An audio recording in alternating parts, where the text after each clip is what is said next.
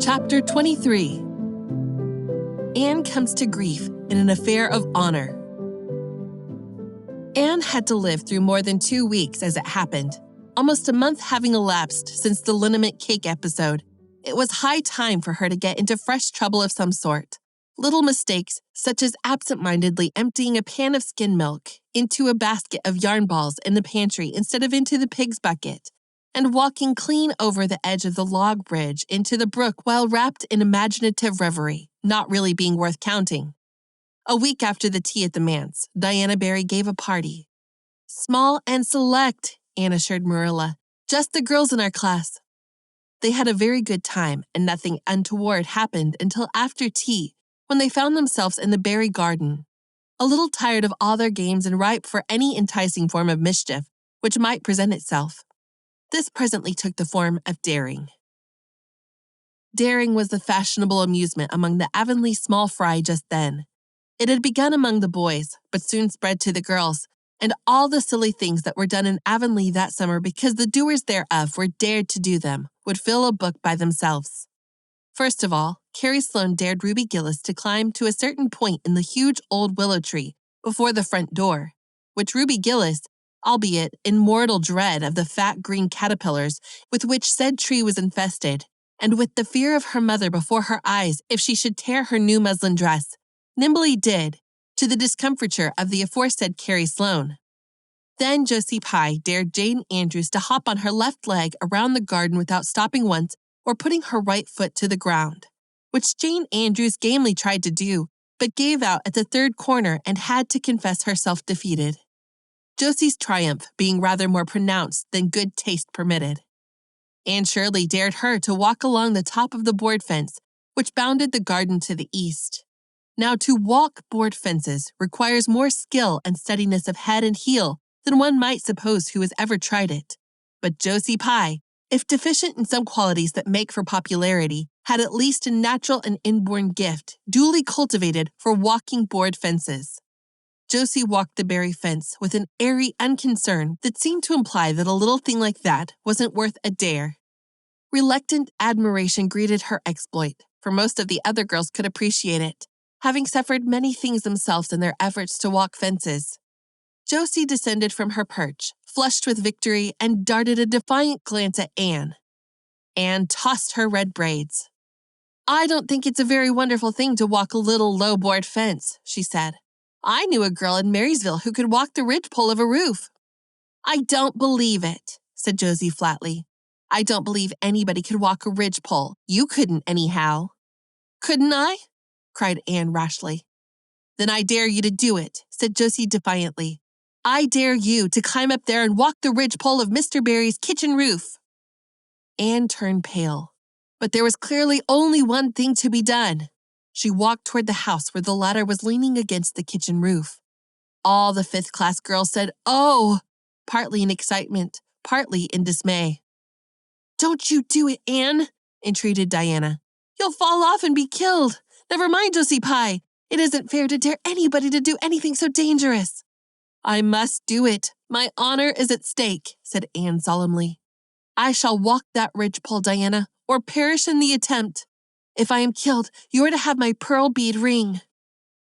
Anne climbed the ladder amid breathless silence, gained the ridgepole, balanced herself uprightly on that precarious footing, and started to walk along it, dizzily conscious that she was uncomfortably high up in the world, and that walking ridgepoles was not a thing in which your imagination helped you out much. Nevertheless, she managed to take several steps before the catastrophe came.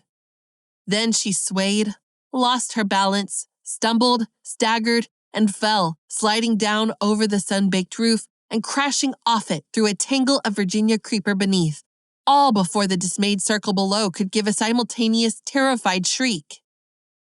If Anne had tumbled off the roof on the side up which she had ascended, Diana would probably have fallen heir to the pearl bead ring then and there. Fortunately, she fell on the other side, where the roof extended down over the porch so nearly to the ground that a fall therefrom was a much less serious thing. Nevertheless, when Diana and the other girls had rushed frantically around the house, except Ruby Gillis, who remained as if rooted to the ground and went into hysterics, They found Anne lying all white and limp among the wreck and ruin of the Virginia creeper. "Anne, are you killed?" shrieked Diana, throwing herself on her knees beside her friend. "Oh, Anne, dear Anne, speak just one word to me and tell me if you're killed." To the immense relief of all the girls, and especially of Josie Pye, who, in spite of lack of imagination, had been seized with horrible visions of a future branded as the girl who was the cause of Anne Shirley's early and tragic death, Anne sat dizzily up and answered uncertainly, "No, Diana, I am not killed, but I think I am rendered unconscious." "Where?" sobbed Carrie Sloane. "Oh, where, Anne?" Before Anne could answer, Mrs. Barry appeared on the scene. At sight of her, Anne tried to scramble to her feet, but sank back again with a sharp little cry of pain. "What's the matter? Where have you hurt yourself?" demanded Mrs. Barry. "My ankle," gasped Anne. "Oh, Diana, please find your father and ask him to take me home. I know I can never walk there, and I'm sure I couldn't hop so far on one foot when Jane couldn't even hop around the garden." Marilla was out in the orchard picking a pan full of summer apples when she saw Mr. Barry coming over the log bridge and up the slope, with Mrs. Barry beside him and a whole procession of little girls trailing after him. In his arms, he carried Anne, whose head lay limply against his shoulder. At that moment, Marilla had a revelation. In the sudden stab of fear that pierced her very heart, she realized what Anne had come to mean to her. She would have admitted that she liked Anne, nay, that she was very fond of Anne. But now she knew as she hurried wildly down the slope that Anne was dearer to her than anything else on earth. "Mr. Barry, what has happened to her?" she gasped, more white and shaken than the self-contained, sensible Marilla had been for many years. Anne herself answered, lifting her head. "Don't be very frightened, Marilla. I was walking the ridgepole and I fell off. I expect I have sprained my ankle, but Marilla, I might have broken my neck. Let us look on the bright side of things." "I might have known you'd go and do something of the sort when I let you go to that party," said Marilla, sharp and shrewish in her very relief. "Bring her in here, Mr. Barry, and lay her on the sofa. Mercy me, the child has gone and fainted." It was quite true. Overcome by the pain of her injury, Anne had one more of her wishes granted to her. She had fainted dead away.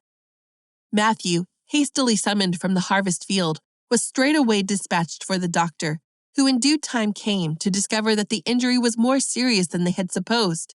Anne's ankle was broken. That night, when Marilla went up to the east gable, where a white-faced girl was lying, a plaintive voice greeted her from the bed. "Aren't you very sorry for me, Marilla?" "It was your own fault," said Marilla, twitching down the blind and lighting a lamp. "And that is just why you should be sorry for me," said Anne. "Because the thought that it is all my own fault is what makes it so hard. If I could blame it on anybody, I would feel so much better. But what would you have done, Marilla, if you had been dared to walk a ridgepole?" "I'd have stayed on good firm ground and let them dare away. Such absurdity," said Marilla. Anne sighed. "But you have such strength of mind, Marilla. I haven't. I just felt that I couldn't bear Josie Pye's scorn. She would have crowed over me all my life, and I think I have been punished so much that you needn't be very cross with me, Marilla. It's not a bit nice to faint, after all. And the doctor hurt me dreadfully when he was setting my ankle. I won't be able to go around for 6 or 7 weeks, and I'll miss the new lady teacher. She won't be new anymore by the time I'm able to go to school. And Gil, everybody, will get ahead of me in class. Oh, I am an afflicted mortal. But I'll try to bear it all bravely if only you won't be cross with me, Marilla." There, I'm not cross," said Marilla. "You're an unlucky child, there's no doubt about that. But as you say, you'll have the suffering of it. Here now, try and eat some supper." "Isn't it fortunate I've got such an imagination?" said Anne. "It will help me through splendidly, I expect. What do people who haven't any imagination do when they break their bones, do you suppose, Marilla?" Anne had good reason to bless her imagination many a time and oft during the tedious 7 weeks that followed. But she was not solely dependent on it.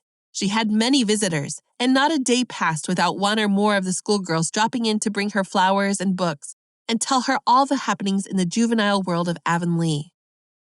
"Everybody has been so good and kind, Marilla," sighed Anne happily, on the day when she could first limp across the floor. "It isn't very pleasant to be laid up, but there is a bright side to it, Marilla. You find out how many friends you have. Why, even Superintendent Bell came to see me, and he's really a very fine man. Not a kindred spirit, of course, but still I like him, and I'm awfully sorry I ever criticized his prayers. I believe now he really does mean them, only he has gotten to the habit of saying them as if he didn't. He could get over that if he'd take a little trouble. I gave him a good broad hint. I told him how hard I tried to make my own little private prayers interesting. He told me all about the time he broke his ankle when he was a boy. It does seem so strange to think of Superintendent Bell ever being a boy. Even my imagination has its limits, for I can't imagine that. When I try to imagine him as a boy, I see him with gray whiskers and spectacles, just as he looks in Sunday school, only small. Now it's so easy to imagine Mrs. Allen as a little girl. Mrs. Allen has been to see me 14 times. Isn't that something to be proud of, Marilla, when a minister's wife has so many claims on her time? She is such a cheerful person to have visit you, too. She never tells you it's your own fault, and she hopes you'll be a better girl on account of it. Mrs. Lynde always told me that when she came to see me, and she said it in a kind of way that made me feel she might hope I'd be a better girl, but didn't really believe I would. Even Josie Pye came to see me. I received her as politely as I could, because I think she was sorry she dared me to walk a ridgepole. If I had been killed, she would have had to carry a dark burden of remorse all her life. Diana has been a faithful friend. She's been over every day to cheer my lonely pillow. But oh, I shall be so glad when I can go to school, for I've heard such exciting things about the new teacher. The girls all think she is perfectly sweet. Diana says she has the loveliest fair, curly hair and such fascinating eyes. She dresses beautifully, and her sleeve puffs are bigger than anybody else's in Avonlea. Every other Friday afternoon, she has recitations, and everybody has to say a piece or take part in a dialogue. Oh, it's just glorious to think of it. Josie Pye says she hates it, but that is just because Josie has so little imagination. Diana and Ruby Gillis and Jane Andrews are preparing a dialogue called A Morning Visit for next Friday, and the Friday afternoons they don't have recitations. Miss Stacy takes them all to the woods for a field day, and they study ferns and flowers and birds, and they have physical culture exercises every morning and evening. Mrs. Lynde says she never heard of such goings-on, and it all comes of having a lady teacher. But I think it must be splendid, and I believe I shall find that Miss Stacy is a kindred spirit. There's one thing plain to be seen, Anne, said Marilla, and that is that your fall off the berry roof hasn't injured your tongue at all. Thank you for listening. This was Chapter 23 of Anne of Green Gables, written by L.M. Montgomery, narrated by Rachel Wingerd, produced by Wingerd Media. Please like and subscribe to be notified for coming chapters.